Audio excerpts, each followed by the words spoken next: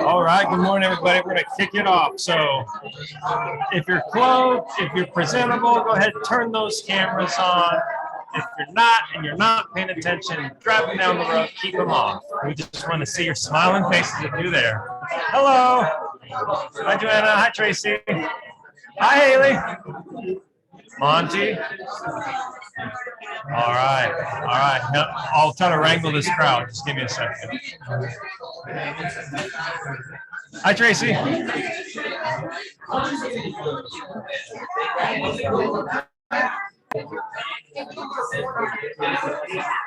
All right, everybody. I need like a gavel. Yeah. Hello. There you go. I don't like yelling. All right. Oh, wow. Full house today. Love the energy. Hey, everybody, give it up for the people online. Give them a round of applause. All right. Well, like we do every week. Do you have a seat, Cindy? I went for a guess. Okay. Okay. Just making sure you're. Yeah, I'm not really standing here. Okay. Sorry. All right. That's okay. She will be soon. She will be soon. She's going to be sharing some important stuff later today. So real quick, as we always do every week, let's kick it off with Tell Me Something Good.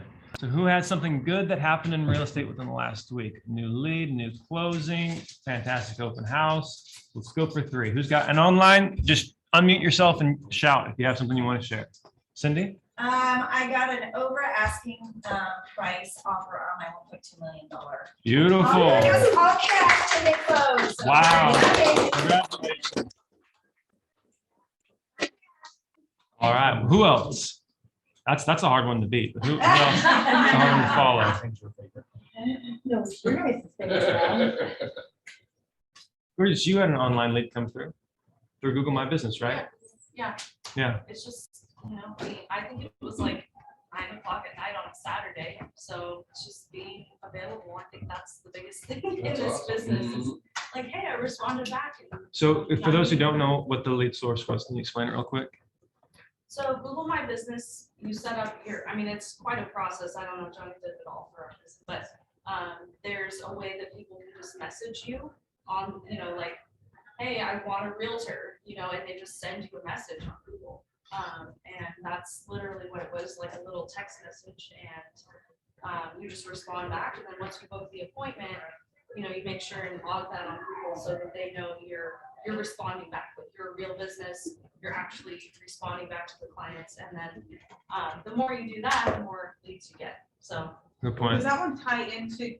This is going to sound really random, but a few years ago, some older lady in Roseville got me from, because I have no idea what they did. It was my virtual assistant. Did something on Google Maps that's I think tied into the Google business thing. Correct. I don't know, but whatever she does on Google Maps, I somehow get leads from that too. I have no idea how. Correct. Yeah. So Google My Business is part of the Google Maps thing. So you just drop a pin. And then, but it's separate from Google Local Services. Google Local Services is a paid service. Google My Business is just basically like a free Yelp account or like a Facebook account. And so the lead costs essentially nothing but the time to set up the account. Hey, question on that. Yeah, man. Do you drop your pin on this building or do you drop your pin on your home address? Because wouldn't there be like 150 agents out of this building? You would think there would be. I don't want anyone knowing where I live. What are you talking about? Yeah. but most agents never do it. That's right, because in my I do office it. downtown, it's like that, just myself, nobody else, but there's about 10 in that building with each speaker. Yeah. Myself. Just you on there. And sometimes they like his picture better than someone else's. I think my pin's probably still at Marguerite's. And it's a good thing to do because you want it to be consistent across all platforms. So on your website, on your Google My Business, on the MLS. So it doesn't matter that there's 19 agents here. Okay. What matters. It's all about the picture, Barry. You can do it.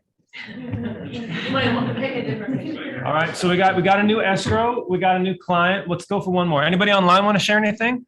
Sure, I'll share. Can you hear me? All right. Cool. Go ahead. I had a open house just before Thanksgiving, and I met a wonderful young couple. They had to go through lending, get approved. They're approved, and I'm showing them 2 houses today. Boom. Congratulations. Round of applause.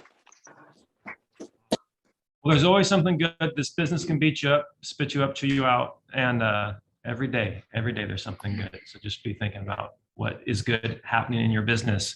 All right. With that, where's Alicia? Alicia, do you mind giving us lender update? So I thought this was important. Me and Barry specifically had this situation come up yesterday, and I think it's really crucial for you guys to know. If you are in an escrow and the appraisal comes in low, okay, 100%, it is how you react to it, in my opinion, with your client. So in this case, it came in $20,000 low. So my checklist for my team is these following steps. First step, check in the loan system if it even affects the loan. In this case, a $20,000 reduction in value on the appraisal made zero difference in the interest rate, zero difference in the down payment, zero difference in the loan. So the conversation with the client was, I called and I'm super excited. I'm like, did you hear the exciting news? What news? Your appraisal came back and it came in at enough that it didn't impact your financing amount one bit. So it came in at just what we wanted it to come in at. Now the reality is it came in $20,000 low. And I did explain comps are taking time to match up for the market. So I said, the minute you close, that is your recorded value. This appraisal is private information. No one's ever going to know. But the minute you close, that's your recorded value. That is your value. So the client's like, well, sounds like great news to me. No impact, right? Sometimes what we do is we call scared, and now we scare them, and it makes them have doubt. And then it makes them go down this rabbit hole, right? But if it's no big deal to us and we explain why it's no big deal, the client often follows suit because we are their advisor. So step number one is to make sure it doesn't impact the loan. If it does, it's a little bit of a different script, right? Secondary issue is if it does impact it, the good news is 5% difference in loan to value. If someone was putting 20% down, great, they might have a $40 mortgage insurance now. No big deal, same conversation, great news. We only have to keep mortgage insurance for 24 months. That's only $1,500. How exciting, you know? And then I emphasize the strengths. There was no repairs. Isn't that awesome? So again, remember when you guys run into a hurdle, it's 100% how you approach it. And so the third thing I'm going to say is that I call the agent first before I call the client because I wanted to get permission from Barry, like, hey, I just wanted to run this by you. Here's my approach. Do you mind if I call the client now and go at it with this? He's like, great news. Then the fourth thing we do is sometimes, in this case, we had no appraisal contingency. So that wasn't a fallback plan. But if you do have one, and I have to go back to the listing agent, if it does affect the loan enough, again, my approach is, can I have permission? Great, thank you. I call the listing agent. Hey, we're all trying to make this work. Unfortunately, I got a little bit of a low appraisal. Would you mind sending me your comps that you used when you priced this home out? Because I really want to fight the appraiser and I want to make it work. So I can rebuttal an appraisal and it takes like 3 to 4 days. So if the listing agent is looking for comps and, well, they can't find any more than what I have, I tend to find that they will absolutely then work with my appraised value and they'll negotiate. If they can find comps and they feel the energy that I'm trying to help them fight for their customer, then they'll still work with you because they're like, they're telling their seller, this lender's really trying to help. Everybody's trying to pitch in. Does that make sense? So again, it's 100% how we handle it as the driver of the escrow. So when you run into those hurdles, just try to come at it with a very positive and uplifting mindset. So 100%. Any questions for Alicia on that? No? You closed it down. Well done. there you go. That's good stuff. All right. Yeah, give her a round of applause. Clap, clap. All right, real quick, upcoming events. There's a couple, same from last week. Number one, lead generation workshop, going to be at PCAR, February 24th from 10 to noon. It is free. Be there or be square. And then I have a mixer coming up, made for more mixer. It's gonna be a lot of fun down at Crawdads, 5 to 8, absolutely free. Bring a friend, have a good time, meet some new people, and meet some new clients.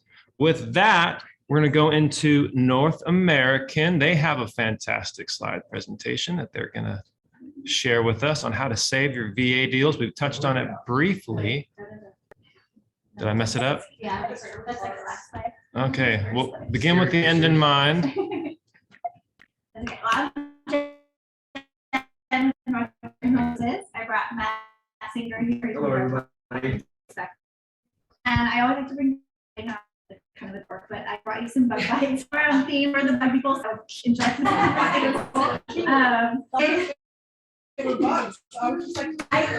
Googled that. I'm like, oh, today we're going to talk about How many of you have heard of this form? It's a big Very form. few, yes. Oh. Okay, Mind blowing. I'm gonna give it to Matt. to kind of discuss. So this is a form that the pest companies issue. It's a legal document from us, and it's a way to sidestep pest reports to lenders, right? So this is only a factor in VA origination or VA refi. So what it is you still have to get a pest report because we have to evaluate the property. But instead of showing your lender the pest report, you send them this form that we generate from our office. And the form is a testimonial from the pest company stating that there are no live active infestations, right? Termites or beetles, and that there are no further inspections or unknowns. So that's what the lenders want to know as far as the VA goes. What we tend to see is out of state lenders, like on a VA origination or refi, they just want this form only. They don't want to see the pest report. And when they see the pest report, that's when they start saying you need to do repairs, right?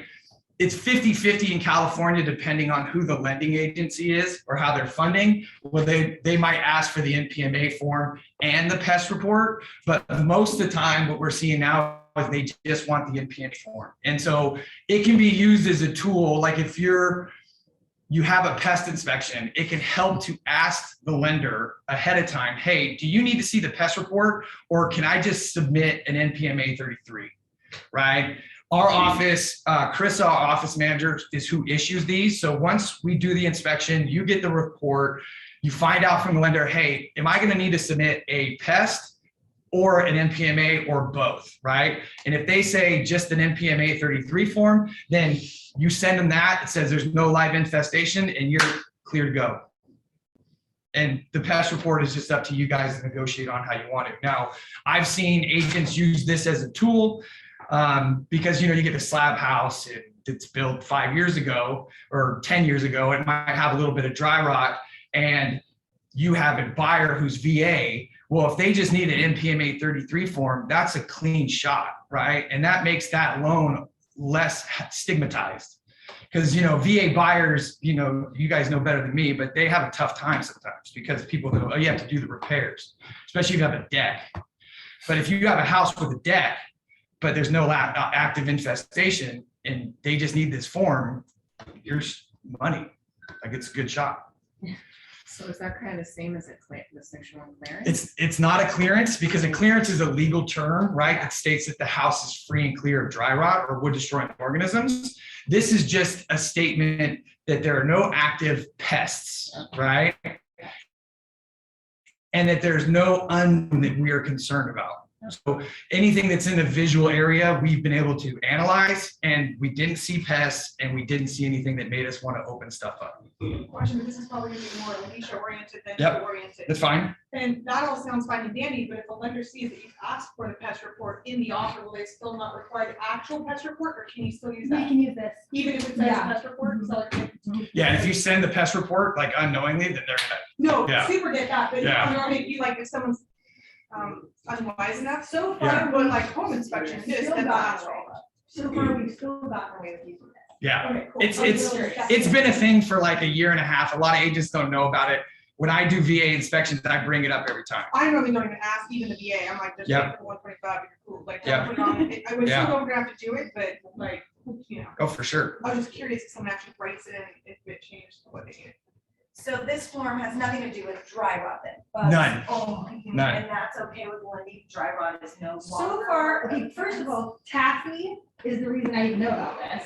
Because she's all, hey, all these lenders are using this, why aren't you? I'm like, oh, uh-oh, okay, let me figure this out real quick.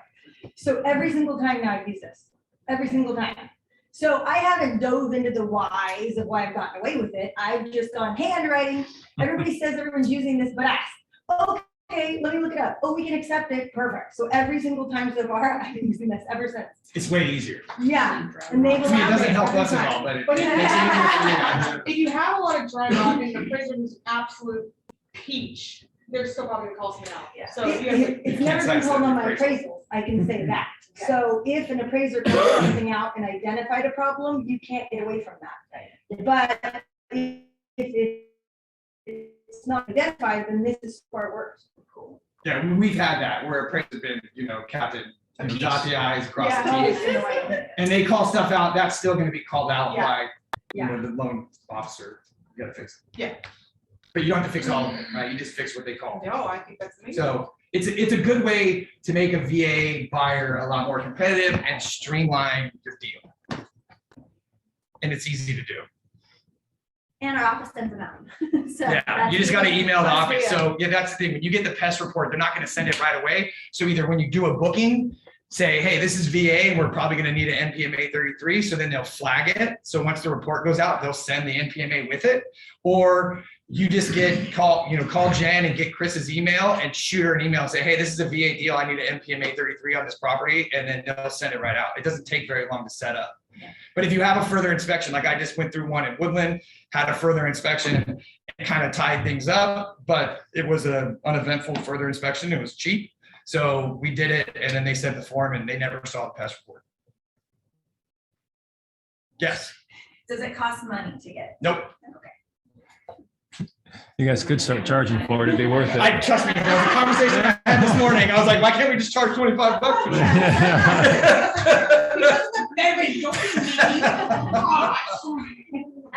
And then also just to add to that, I've said it before, but if you have a VA buyer, we will do a termite inspection at no charge if it's booked with the home inspection. So just keep that in mind too, guys.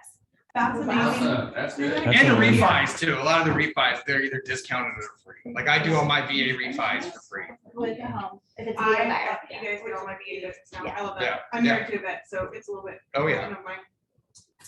Yeah, and so just one more time, just to clarify, because it's super easy to get the form. You forgot to tell them ahead of time. The lender says, or you know it's going to be an issue. How do you get the form? So the form is NPMA 33, right? And you get the form by either when you have a VA buyer or you have a VA client, ask for it when you order the pest inspection, right? If you forget, that's fine. You can get it after the fact and then find out from your lender before you send any docs what they're going to need. Like and I would start with, can I just send you the NPMA and let them tell you what they need? Because once they see the pest report, it's a whole different game. So, Yeah. But it's, it's streamlined a lot. I've gotten a lot of VA business just because, I tell people about it and they want the easy path. And I'm 100%.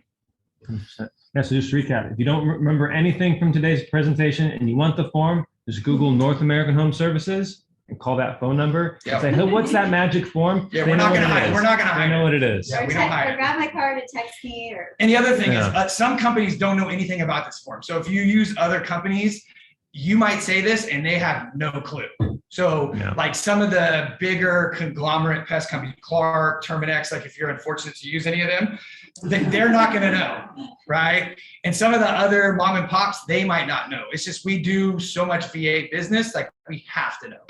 So if you're using someone other than North American and they don't know about it, like ask about it, and then maybe you can teach them a thing or two. But this is in our tool chest. Every pest company has the ability to do this. They just have to dig for it.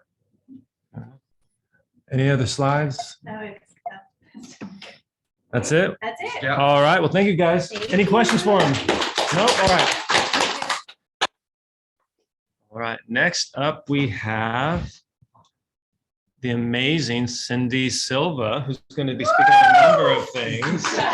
Give her a round of applause as she walks up. All right. Which did you want to start with, the snap or the Let's photos? let's start with this. So as we know, we're getting really hit with fire. So a lot of rules have changed this year. Pretty much EXP has required everyone is going to have to fill out the fire disclosure. So whether you live in the city or a rural area, it is now an EXP rule. So just want to let you know that. Now, this was my first one with all these new rules. And of course, it was in Forest Hill, which is going to be a fire zone. So it was very confusing because you could see right here, it says we're in a wildfire zone.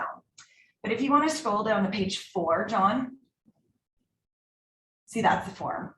And the cool thing, just to let you know, if you are in a fire zone and you use Snap NHD, they will add the form into your report so you know it's in the fire zone. That's a first tip. Okay, keep on going.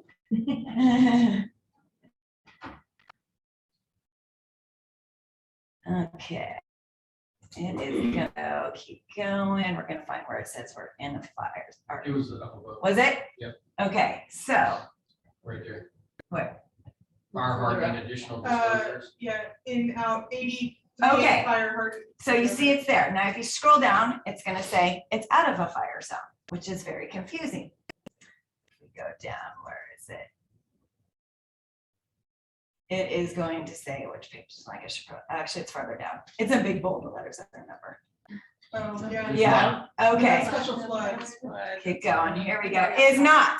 Okay, so I'm confused right here. I had to call them. I had 2 you're in a fire zone, 1 you're not. Well, what the heck did that mean? So what this is saying is when it is correct. This is the way it is. What it is saying is you are not in the local fire department. So if you call 911, the local fire department is not going to come out. It's going to be CAL FIRE. So when it says yes, it knows, it means it's out of the city limit and it's now in CAL FIRE. So when you see yes or no, yes and no on that, it needs fire insurance. Now, it could be like this property, my seller did not have to have fire insurance. She never had it. She only had $1,400, I think, a year, and State Farm insured it. It did include their fire insurance, but it was only $1,400. As we know, the FAIR plan right now in this location is $8,000 a year on top of your homeowners. Huge difference. Now, the question is, can the buyer be grandfathered into this? Absolutely not. And nor can they use State Farm anymore, because State Farm has already impacted that neighborhood, and due to the fires in Forest Hill, State Farm is no longer allowed to insure in any of these areas. Any questions so far? Is there good news? So. You get great deals in Forest Hill. Yeah, not really. Okay, so then that form that was attached. So it says immediately someone has to call and do defensible space. So my client actually, CAL FIRE randomly a year and a half ago stopped by and was like, you need to clear defensible space. She knocked down 45 trees and then called them back and said, hey, I knocked down the 45 trees. Can you come take a look at it? And they go, yeah, we don't come back. She's like, what? So there's actually no one who comes back to check that you actually made defensible space, which was something very interesting I learned. So even though it was a year and a half, defensible space is only good for 1 year. I learned. I talked to my family, is a lot of firefighters, and a lot of them work for CAL FIRE, so they taught me a lot about this. Now, new rules in California, any buyer that comes in and buys in a high wildfire zone must call CAL FIRE in the first 12 months of them owning the home and have them come do defensible space. Now, it doesn't matter if the seller just did it. Every buyer now in the state of California is required in the first 12 months of owning their home to clear defensible space. So it's very important to know that, because it really kind of puts it off the seller now. I represented the seller, so I was like, sweet, we don't have to worry about anything. It's going to be up to the buyer now to do it. And I did not know until I talked to my family at CAL FIRE. It didn't even matter if she did it. The only thing that would matter is maybe the buyer wouldn't have to be hit with such a big, fee of cutting down the trees. And also something that happened at our property, of course, this was in Todd Valley, as you guys all know, looked like a tornado went through during the storms. It was very, very bad. A lot of those trees that fell were marked by PG&E. Something interesting that PG&E now does is they usually mark it with orange paint, to flag what tree it is. When you put your house on the market, somehow they secretly know, and they come and paint brown spray paint over it so people don't see the orange on the trees. I did not know they did that. And to let you know, PG&E is actually required just to cut down the trees. If it's a big tree, they're not in charge of removing it. If they're smaller, like branches and stuff, they'll chip it usually for you and take away the small debris. But believe it or not, all they have to do is cut down that tree, and now you have a dead tree laying in your yard. So it will still cost you money if PG&E is not going to get it away from your house for you. And yeah, we're kind of in a big pickle right now, because unfortunately during this storm, we had 33 trees fall down after she just cut down 45 trees. Oh, and 3 of them fell on the house and broke up 4 skylights. The day before I closed escrow. Super fun during the snowstorm. And here's another thing that I'll let you know how this turns out. So there was no power for 3.5 weeks in Todd Valley. So she was not staying there. Well, more trees fell the day we closed escrow. Nobody knows what time those trees fell and whether it's a buyer's responsibility or the new seller's responsibility. Luckily, I have a super nice seller and she is paying for it herself. It is $65,000 to remove those trees. And she is going to turn it into her insurance. You have to have a licensed arborist. We found all these other local people with great deals. Nope, it has to be a licensed arborist or you have nothing to stand by. Oh my gosh. So I wish that was a little bit better news, but welcome to California. These are our new rules. Awesome. That's some valuable information. I'm sorry you had to learn it, but now I know. I was the first one to learn it for all of you guys. Yes, thank you. Right. What questions do y'all have for Cindy? I will say, so I had a property, it was a year or two, probably 2 years ago up in Fall Pine. So it was before it got super crazy. Yeah. But same thing, this property was vacant for a while, seller wasn't living there, and Cal Fire had already, Cindy, what do I call it? Red flagged it, right? Like they had a thing on the, it was like, if you don't fix this, we don't have to come onto your property to defend a fire because it's too dangerous for our firefighters. Now, in that case, because we knew about it in advance and Cal Fire was so fast to be able to be out there when they still could actually do inspections, they were out there and they will work with you generally, like they're willing to work with you if they can see like you're trying to get through it, but it is super expensive. In that case, we had the seller, we did a quote through the arborist or whatever, because there's certain companies that are like licensed to do that. Yeah. And we were able to get the money from the seller to do it. And then the buyer dealt with it after purchasing the home. In that case, again, it was 2 years ago, they were able to have Cal Fire come back out and go, okay, you're clear, you're good. But I think right now you can get them to do the initial inspection, you said, right? Yes. They won't come back out and check it, which is weird. Yes, But and if you're in a hurry, they are not available anytime soon. Just to let you know. Because mine was a cash 10-day close. if you don't, You're rocking those 10-day closes. part two that you told me about, so with the insurance companies too, if you do happen to have a fire and you haven't cleared that defensible space, they don't have to cover you. So you're paying $8,000 in addition to your home insurance, and if you're not keeping that defensible space, it's not gonna pay you a thing. Yeah. But if Cal Fire doesn't come back out and certify it, how do you know that you've done a good enough job? Take pictures. Yeah, I would take pictures, and you're not even supposed to leave stumps in the ground. That's actually a huge fire hazard for the firefighters. So stumps can't be left in the ground. There's all sorts of rules on these different things. So, and Cal Fire's, like, in my experience, they've been awesome. Yeah. Yeah, They're not answering their phones right now. Like, yeah. Another great resource is call Cliff and see what you can do. Cliff Hinkle with Summit.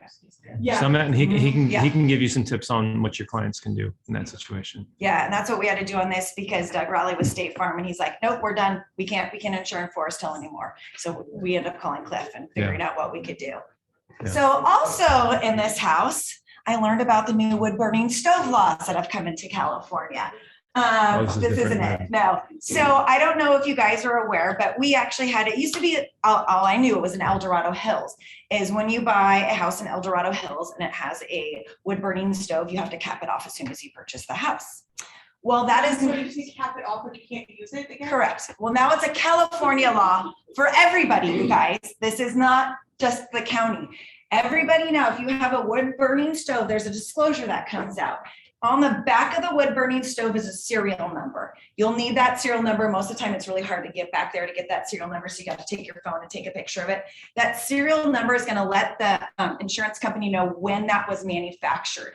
If it was done before a certain year, it could stay. If not, it needs to be capped off, removed from the house. So for example, mine was a cash fire. We had 10 days to close and we're like, and there were two of them in this house, one in the living room, one in the master. And we're like, no way are we removing, like, this is a huge asset to this house. So I called EXP and I said, okay, EXP, like both ends of the deal, myself and the buyer's agent, we're both with EXP, like, what does this really mean? Do people actually come out and like stop the close of escrow? You're like, what happens if you don't remove them? And he goes, well, you're going to sign the form that you're going to remove it, but nobody actually comes and checks. There is nobody that's going to come out and check if you remove it. Yeah. Well, Yes. But what about, I thought there was a certain, well, but what about like, you know, some of the older wood stoves, they want you to convert to have. It's air. Pellets. Double wall. Pellets are okay. Pellets There could were stay. certain ones, that you could do that made the emissions lower, or something. That's probably the wrong word, I don't know. Freestanding Woodbury stoves, it doesn't matter. But it It just, if it's a newer one in the years, they're protected. Pellet stoves are okay, they're excluded from it. Yeah. But yeah, both of mine were past it and the seller So said, you're I'm willing to saying take we a need to risk. tell all of our buyers that if they don't have it capped, so what does that mean? So we just signed that we knew it was, well, first of all, You signed. we lucked out because technically we couldn't get back to the property because the snowstorm, actually the roads were closed. So we got out of it because we all mutually agreed, no one could get to the property. It was, the roads were all closed due to the snowstorm. So I luckily got out of that one. So I didn't have to worry about it. But yeah, it is now a California law, not a El Dorado County law. I have had that happen in Foster County where this buyer was like, yeah, sure, I'll cap it off. But I didn't know they changed it for all of. Yep, you gotta have it removed. And yeah, he was even saying, one of the brokers at EXP, like he had someone do it and they were super upset and the patch job looked so bad and everything. And he's like, they never came and checked. And he's like, yeah, they don't come back and check. Like they just have to tell you that by Yeah, law, when's the last time you had somebody check on your low flow toilet? right? That's a law as well. but nobody came to my Exactly. house to check out my crapper. Exactly. Now, once again, you know, once again, if your house burns down due to that fireplace, it's kind of like defensible space. You were told you needed to remove it, you didn't. And if that is the reason your house burns down, they could opt to say, Yeah. you signed a form when you bought that, you didn't remove it. Sorry, your house is gone. We're not covering it. So that is the Your risk. house burns down, go grab it, pull it. out. Right? Detach it right away. Wood-burning stove that was really built into the house. All right. And that's the buyer's responsibility to cap. No, the seller's responsibility. Yeah, so another fee for the seller. Super fun. So who decides by the serial number that it needs to be kept on or not? Well, once you do it, you turn it into the title company and they're gonna look up the numbers for you. Mhm. Yes. Okay, so this one is, this is now when, starting in 2022, when you sell a house as is, what does that actually mean? What is the condition a house can actually be left in? So this one right here, you can see this was a original homeowner. They lived in the house till they passed away, built, in Stanford Ranch, 1989. And so grandma and grandpa had 1,000 portraits all over the house with all their kids, hooks, nails, everything. And it was obviously in a trust because they passed away. And there's lots of things. So there's a couple things. I'll tell you what. Then they said, oh, there was also no smoke and carbon monoxide detectors. So they said, we'll just leave it on the counter for you. Also, grandma's 40 years of dust bunnies under her bed made me want to vomit. And then everyone forgot about the fridge they were leaving us and the mold in the sucker and the butter that's been in there for, I don't even know what was in that. I know it's a closing gift. There's wine. It's a closing gift right there. You can see the fur growing in it. Okay, so I call Car Legal yesterday and I'm like, what is the deal? I know everything changed. And I remember in our training, they talked about broom swept. Yeah. Remember that? Car Legal says, I've never even heard those terms. There's no such thing as broom swept, which I was shocked because I remember when we were on that training, they talked about a broom swept, but Car Legal says that doesn't mean anything. So in the new contract, you will notice now smoke detectors and carbon monoxide detectors must be installed 5 days after acceptance. So leaving them on the counter for my clients is not acceptable. That is no. All the hooks and the nails, they are to be removed from it. That is now part of the contract. They must be removed from the house. Now brackets, like for like a TV or something like that, those can stay. They're actually supposed to patch them, but Car Legal said most of the time you don't want them to patch them because they'll do a really crappy job. Yeah. And then your painters get mad because it actually costs them more money to fix their horrible spackle job and redo it. So they go, most of the time you probably don't want them to spackle back. But they do have to remove all nails and hooks and anything hanging into the wall now. My lovely dust bunnies. So, the property when we do our VP is to verify the property is in the same condition when we purchased it. Mm-hmm. Well, technically, those dust bunnies have been there forever. They actually do not have to clean up any of these dust bunnies or vacuum them. But around the dust bunnies where the bed was, and it was clean, they do have to vacuum that, but they don't have to vacuum the disgusting dust bunnies that were under it. Lesson learned about this. yes, they were supposed to keep this clean, but did I take a picture of an inside of the refrigerator when I was doing my initial offer? Of course I did not. Who takes a picture of it? So I actually have no proof this has gone, well, I mean, you can tell by the mold growing in it, how long it's been dirty, but technically by law, I have no proof it was clean when we purchased the house. So can they leave this disgusting fridge for my clients? They sure can. And then if you go to the next one. So also, this agent, we asked for a dining table. Took a picture for it, took a picture, she called me back and said, I said, we just want to, if they don't want to move it, it was a big 8-foot table. If the family doesn't want to move it or sell it, we'll keep it. So I show up, this is not the table we asked for, obviously. Conference table. And I'm like, and I was smart because anytime someone says they're gonna leave something for free, I never tell my clients that. I just say, we'll find out on our final walkthrough. Thank God I did that because they sold the good table. And actually my clients found it on Marketplace and left me this table, which obviously is hideous. So I asked, so that is now considered personal belongings. Do they have to remove it? Yes. If they don't, then I could go to small claims court and sue them for the disposal of this. No one's obviously going to do that. So I'm praying they get this out of there because they obviously know they sold the good table, left me the crappy table. Chairs. I know. It's so bad. It's so ugly, right? Go back to the counter.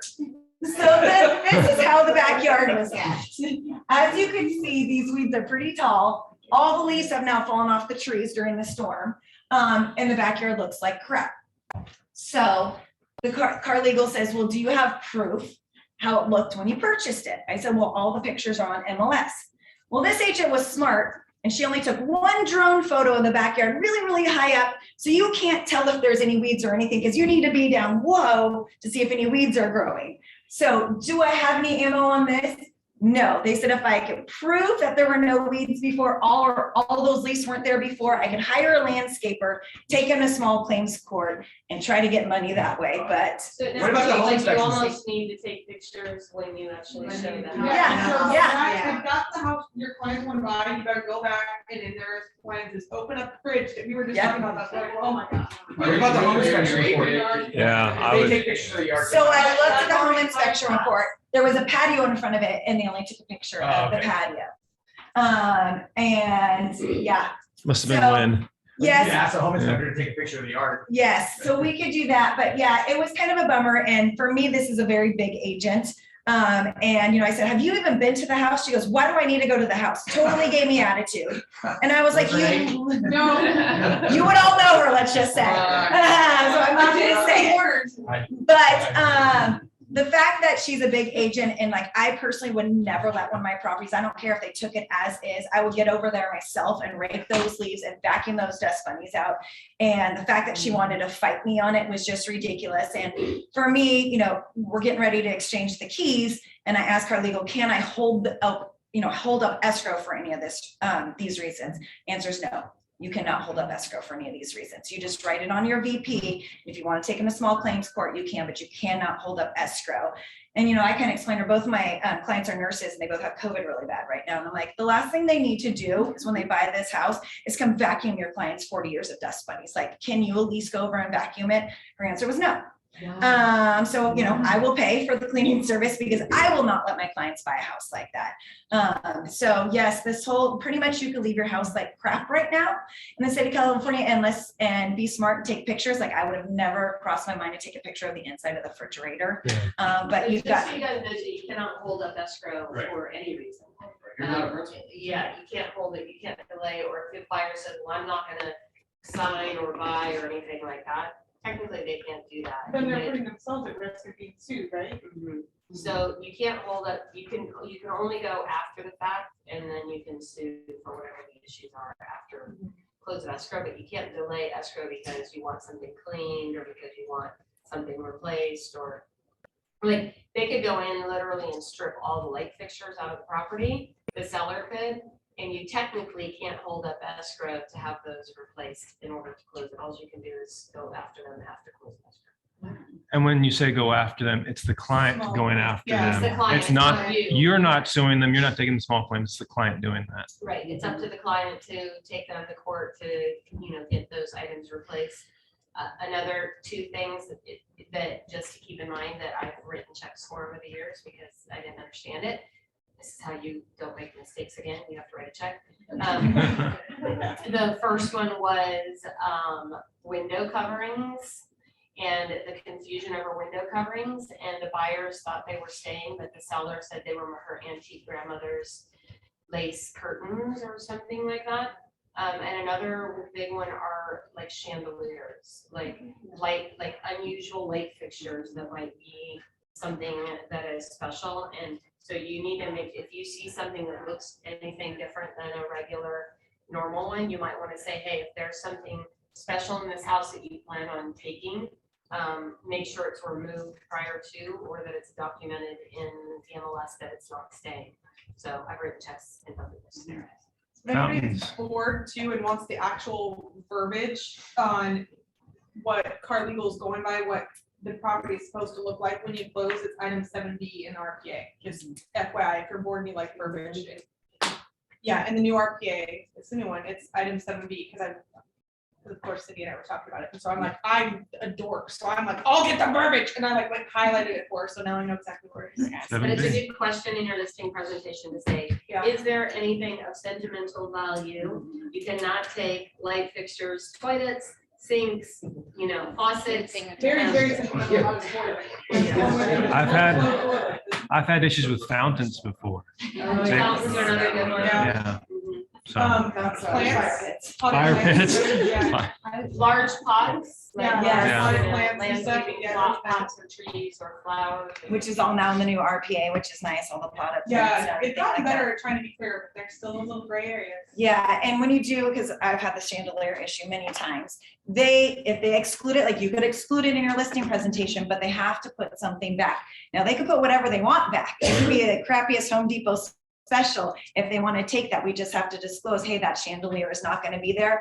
You don't have to replace it with the same one or a certain value, you just have to put a light back. And I suggest they do it before you. Yes. Take pictures of it. Absolutely. Like, what if they, in the pictures, it's better to have it down before the pictures, just to be. Ideally, it's better to do before the pictures, but I would make sure that it is in MLS and make sure it's written in the purchase contract. And Just because something is in the MLS, you guys, does not mean it applies to the contract. So it's like the CO2 and the smoke alarm, right? They has to be installed. They take it down, they have to. Yeah. Leave it on the counter. Yeah, they cannot leave it on the counter because it does say in the contract now within 5 days of acceptance, they have to be installed now in the new contract. So yeah. But if you have a custom chandelier and it's in the pictures in the MLS, and even though you may say in the MLS, light fixture not included, you're gonna want, if you represent the buyer, you're gonna wanna make sure, and the seller, that that is specified in the contract, that chandelier in living room, is not included in the sale or something along those lines. Like, just because it says it in the MLS doesn't mean it's part of the contract. Yeah. Clients change their minds and all of a sudden they want that chandelier, Yeah, I mean, I've yes. seen And some so- big fights over really small, stupid stuff, even like fireplace inserts are a good one. Fireplace screens. Fireplace screens, Oh. unusual faucets are another one that was, has come up. I mean, it runs the gamut. There's all kinds Yeah. of bizarre, strange things that people have. Like, we had one where the sellers wanted the front door because it was their grandmother's front door. Okay, Things you wouldn't that's think of. easy to, like, and it was kind of a cool door. So of course buyers wanted the door. The sellers are like, no, we're taking the door. We're like, and of course they went and got the cheap, Home Depot, $99 front door. Yeah. And so there was a fight about that. Yes. Next time I sell my house, I'm making sure the kids, at least half of them are included in sale. Isn't this fun? Any questions about as is and what stays and goes now? There's a question about the fire. Rose was asking, did I hear you say the fire disclosure needs to be filled out for all properties now? Correct, Even yes, those it's an ones? EXP. That's an EXP. It's an EXP thing. yes. Actually, technically, I think it's supposed to be California wide from what I was told, but EXP is the one that's actually enforcing it. So literally you can sell a condo 2 feet from here. Right. Which is obviously not in the high buyer zone. Yeah. You have to have. Good Yeah. question. Good question, Rose. Absolutely. And I kind of want to reflect to something that you guys might see regarding what Alicia was talking about with the low appraisals. Because I just, Remax just had a big meeting. I'm in contract with someone from Remax. And I did, we're going to pay this amount. And then if it appraises low, we're going to pay $20,000 over the appraised price, not to supersede the list price. So Remax just had a big meeting, and this is one of the ones I did this to in contract. So they are now adding verbiage so everyone understands. And this was something I know Jen and I and Darcy learned last year is, if it appraises low, and so say this house was say 650, and we said, okay, we'll pay the, appraisal gap up to 20,000. But say if it appraises for 550, and now we're only going to give them 570, that seller, we go back to negotiations, you guys. They have the right to kick us out of contract. They do not have to agree to that appraisal gap. So that is now going to be in all the new verbiages. I know Lions, I had another one with Lions Real Estate. They're going to start be putting that in. So now, so you make sure you explain that to your buyers that there is a $20,000 appraisal gap. But if it does come in low and the seller doesn't agree to it, they can kick you out of contract. We are coming to a negotiation. I'm sorry, you said you added the verbiage, right, that as long as it doesn't exceed, say that again about exceeding you said listing price. So sorry, purchase price. The purchase, it doesn't exceed the purchase price. However, the seller has the right to either accept or not accept that $20,000 gap. Yeah, they only have that right if they put that in the writing, right? So I didn't put it back. I wrote it how I've always written it for years, but I did not write they have the right to either accept or not accept that gap once the appraisal is already done. And now Lions and Remax they are sending me a counter with adding that to my verbiage. As long as they send you the counter. Yes, they're sending a If they counter. don't send me that counter, I'm eating your lunch. Yes. Right. Yes. Yeah. So that just, you guys will start seeing that You now. add those verbiage in those forms when you get them to the team page. Sure. Yeah. Absolutely. So I really quickly just want to stress that if somebody was putting 20% down, even if their appraisal came in so low that now the loan to value is 95%, with great credit, that's like $100 a month. So what, $2,400 over 2 years? That's what I tell my client. I'm like, are you really gonna let the house go for $2,400? Yeah. And then they're like, well, no. I'm like, okay, well then let's move on. So if you can put it in perspective for them, I bought a home in 2015. It appraised $250,000 low. I made $700,000 on that house. So was it a good investment? Absolutely. And that's what I teach the client. I go, all the appraisal is doing is going for comps in the area. If all these pendings haven't yet closed, it just hasn't caught up. And that's what we're experiencing is that people are upbidding like maniacs and the other comps just haven't closed yet. So again, if you don't care and you show why it's still great value and then the client doesn't care, you move on. It's no longer a problem. And help that listing agent out. Like this one luckily was in my neighborhood. I was like, hey dude, I live in this neighborhood. I'm not worried about the comps and I can give you all the comps. Plus I know of all the off-market comps in my neighborhood. I am not worried about this. And he was like, because he was an Elk Grove realtor. He wasn't used to Rockland. So he was happy. Yes, Jen. I was gonna say one more thing, and Frank, I know that you, me, and Darcy all meet the appraisers at any one of our listings. We are meeting with the comps, upgrade list. I don't care if it's the dumbest upgrade they've ever, like, if it's not original, I'm gonna put it on there. Doesn't matter. You just want to fill that up with anything and everything you can that they've done. If they changed out landscaping, it was just a tree, whatever it is, fill it up with it. Have those comps, bring that value. However, if I have a buyer that I know they don't necessarily have the perfect credit or perfect scenario like Alicia's talking about, I want to do everything I can to make that go smooth. I don't care if it's a listing agent that I'm like, they're know for sure that I'm gonna meet the appraiser. I will still be like, can you please tell me? And I will go meet the appraiser. She did that. We represented the buyer. Luckily she knew because she was living across the street, so it made it real easy. But we represent the buyer. I told her, I was like, the listing agent, I'm telling you right now, is not gonna meet that appraiser. She went across, I comped, all of that. So I don't care which side of the transaction you're on, meet the appraiser if the other agent's not going to, because it can oftentimes save the deal and make it much easier, especially if you don't have a client that can do the scenarios that Alicia's talking about. And the Ryan, our appraiser guy, has a cheat sheet. Yes, Yeah, everyone use fill that. out It's on the Brent Gove page. It's from Ryan Lundquist. It's the cheat sheet to give your appraisers and they love it. when Yeah, they see- most when they appraisers see it. love that. Most of them are very kind and awesome. Yeah, I filled out one. Yeah. Yes, absolutely. Any other questions? Great job. Great job. Round of applause. Miss Cindy. All right. Barry, we want to knock it out in 7 minutes? 7 minutes. You got Yeah, it? so this is a 6-hour seminar. And we're gonna have 7 minutes. Good thing I'm an auctioneer, right? So, hey, guys, I am going to go through this too fast for you to keep up, unless you already know the terms that I'm already talking about. All right, so write down this, certifiedinvestmentexpert.com. Certifiedinvestmentexpert.com. The whole 8-hour class is on there. We just did a event at the Hyatt here in town. We had a great turnout. We put it all on video. You'll start to see some of that coming out onto my YouTube channel.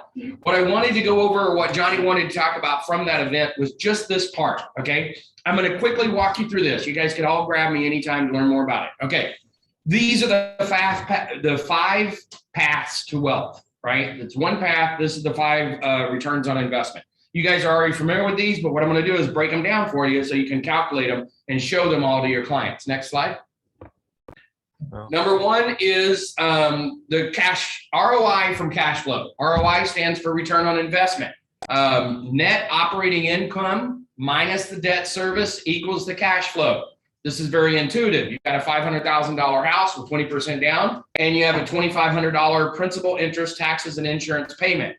If your rent is $3,000 a month, then you're making $500 a month cash flow, and that cash flow turns into $6,000 annual cash flow. I understand that there's more expenses. This is just to prove the point.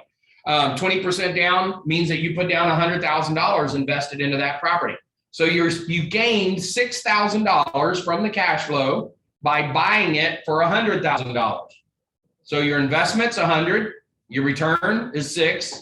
$6,000 divided by 100,000 equals a 6% return on investment. Sounds pretty good, right? Before we go to the next one, let me ask you this. What kind of interest rate do you think your clients would be excited to receive on their money? Throw out a number. Like 10%, 15%. Would your clients be excited to get a 10% return on their investment? What about a 15%? Do you know that at 15%, your money doubles in 5 years? Would your clients be excited to get a 30% return? If you took your client a property today that gave them a 30% return, how many of you think that they would buy it? Obviously? All right. Then you need to write an offer later on today, because I'm going to show you how every property almost in the MLS in Sacramento, reasonably priced, will give you that kind of return. Okay? You just don't know how to explain it. They're all there. It's why insurance companies buy apartment buildings. Next slide. All right, return on investment from debt pay down. All right, so you've got your $500,000, you got your $100,000, so you've got a $400,000 loan. If you're not familiar with this chart is the key to all investment property right here. So as you're in yellow there, that's your interest. So in green is your principal payment. So about 70% of your first payment is going towards principal interest, and about 30% is going towards interest. And that changes over time. It's actually 72-28, but it's easier to do the math the other way. All right, so that changes over time. The balance is the red line, that's what's going down. So as I've got a tenant in my property, that tenant is now paying down my mortgage. Everybody got that concept? Well, see, everybody gets the concept, but if you don't understand how to put it on math, then it's hard for you to explain it to somebody in a way that makes sense. But now you understand the math. Take that payment, whatever that principal and interest, not taxes and insurance, only principal and interest, and multiply it times 70. Multiply it times 30. That gives you your 2 different numbers. In this case, you've got your debt pay down. 30% of that principal of that payment is going towards debt pay down. $7,200 is the debt pay down in the first year. You paid $100,000 in order to have a tenant pay you $7,200 towards your debt. So your return on that is 7.2%. Remember, we had 6%. Now we're at a 13% return. Next slide. ROI from expense deductions. So everybody understands you can write off deductions. I'm going to show you how to make that work. So you've got your interest, right? That's the $1,400 out of your $2,000 payment. $600 was going towards principal. $1,400 is going towards interest. Now you've also got property tax. Now you've also got insurance. And you probably have some other expenses that we're not going into right here. When I take all those expenses, add them up, multiply them times 12, I get $22,800. But I'm not done. I need to know the tax bracket of the client. So once I understand the tax bracket of the client, most of your clients are going to be in $178,000 to $340,000 tax bracket. Once I understand that tax bracket, now I can use that in the math. No, you're not a tax advisor. They need to go get a tax advisor. But at the same time, you need to be able to understand it. So 24%, multiply that times the $2,200, $2,200 and $800. Now you get a $5,472 value of the deduction on the tax return, assuming that they have income. As long as they have income to take it against, now you've got another 5.47% return on your investment.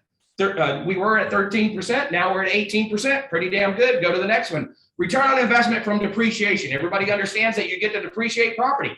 You can depreciate property on two different schedules. If it's a commercial property, you depreciate it at 39 years. Most properties are 27.5 because they're residential. So on the residential side, that 27.5 only goes against 80% of the value of the property. You don't count the land. When you don't count the land, you take that $500,000 house, it's probably about $400,000. Divide that by 27.5. That's going to give you the $14,545. $14,545, that's the deduction. The value of the deduction is taken against the 24% tax bracket that they're in, gives you another $3,490. $3,490. In order to get that value, you had to pay $100,000. That gives you a 3.4%. We were at 18%. You're already at 21% return on investment. We've already surpassed what everybody said was a good number for return on investment. All right, boom, hit them with the next one. Appreciation. Appreciation is the biggie, right? So on appreciation, you got to decide. Actually, you have to let your client decide what number they're going to use for appreciation.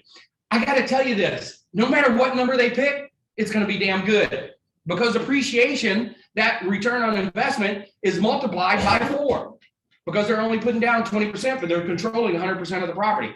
So I don't care if they pick 4%, 6%, 9%, whatever they pick, don't drive that conversation, let them pick it. Here we are, 500,000 times 6%. Last year was 19%. Year before was 13%. Year before was 10%. I'm okay with picking 6%. That's still pretty conservative. 500,000 times 6% is $30,000 in appreciation on the value of my property. Appreciation is just like debt pay down. You've got more equity in the property now. So $30,000 times divided by the $100,000 it cost you in order to buy the appreciation gave you a 30% return. You're leveraging that, so that return is, that's why that return is so high. Let's go to the next one. So now we have a big old money stack. Money stack is awesome. So we've got cash flow, return on investment. We've got return on investment from debt pay down, return on investment from the tax deductions, return on investment from depreciation. And when you add all of that up, you got a 50% return on investment. Go sell a house today. Boom.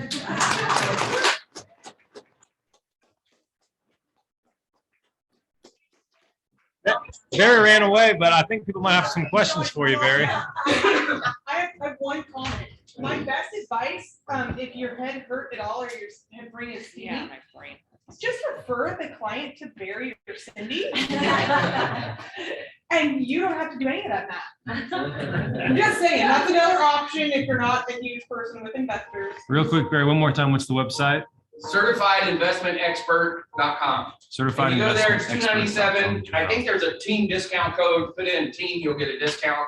And then that has it going a lot slower. It's got video. You can back it up. But I got my 7 minutes, I think. You did. Auctioneer.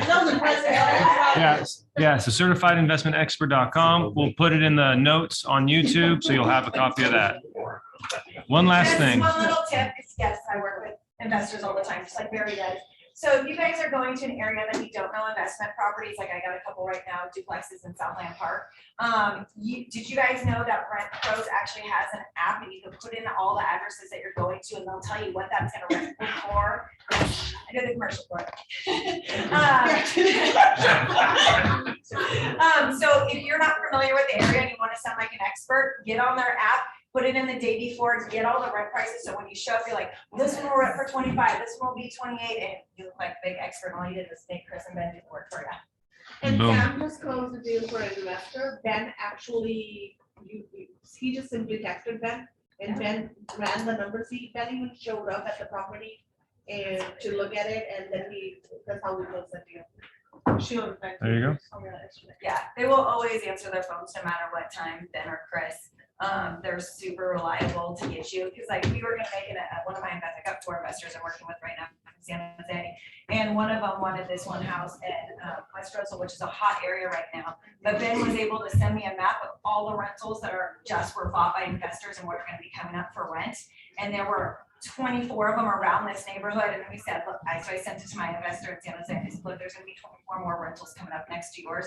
I don't think this is a good investment, we pulled out of that one and went for a different one. Boom. All right. Hi there. Can you guys say that app or whatever it was that where you're looking up the rentals? I couldn't, it's hard to hear because you're far from the speaker. It's just through Rent Pros. Rentpros. Oh, it's Rent Pros. Okay, cool. Yeah, I know who they are. Thank you. I wonder, you mean you're going to the That one's website. good, too. You can also use Rentometer, but it costs. That one and it- Yeah, it costs now. Yeah. Been upgraded. All right. Well, Pretty good. with that, we're gonna slam the gavel down. Thank you, everybody, for showing up. Have a fantastic week. Go forth, make calls.